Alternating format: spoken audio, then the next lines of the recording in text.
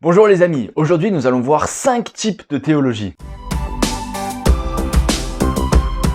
Alors le premier type de théologie, c'est la théologie qu'on pourrait appeler exégétique.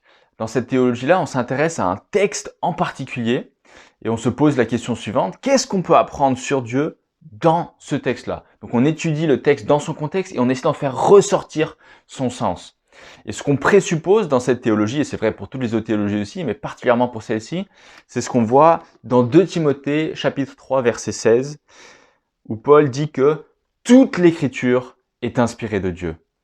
Alors le deuxième type de théologie, c'est la théologie biblique. Et dans la théologie biblique, on ne s'intéresse pas à un texte en particulier, mais on s'intéresse au caractère progressif de l'écriture. Et la question qu'on se pose, c'est comment est-ce que Dieu se révèle à travers toute l'histoire de la rédemption, depuis Adam et Ève jusqu'à l'Apocalypse de Jean.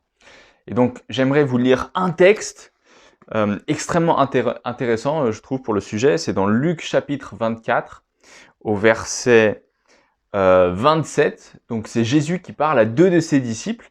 Et ici, le narrateur, il dit « Puis, en commençant par les écrits de Moïse et en continuant par ceux de tous les prophètes, il, donc Jésus, leur expliqua dans toutes les Écritures ce qui le concernait. » Alors le troisième type de théologie, c'est la théologie systématique. Et dans la théologie systématique, on ne s'intéresse pas à un texte en particulier, on ne s'intéresse pas au caractère progressif, mais on s'intéresse à un thème, à un sujet dans la Bible.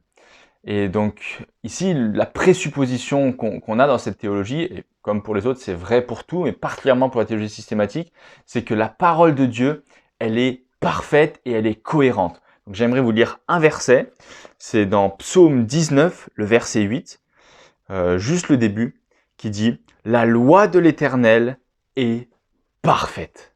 Le quatrième type de théologie, c'est la théologie historique. Alors dans la théologie historique, on ne s'intéresse pas tant à ce que dit la Bible, mais on s'intéresse à ce que nos pères dans la foi ont pensé, ont écrit par rapport à la Bible. Et dans cette théologie-là, on présuppose que ce que nos pères croyaient peut nous apprendre quelque chose. Donc on a déjà vu dans la vidéo dernière que la théologie c'est quelque chose de collectif.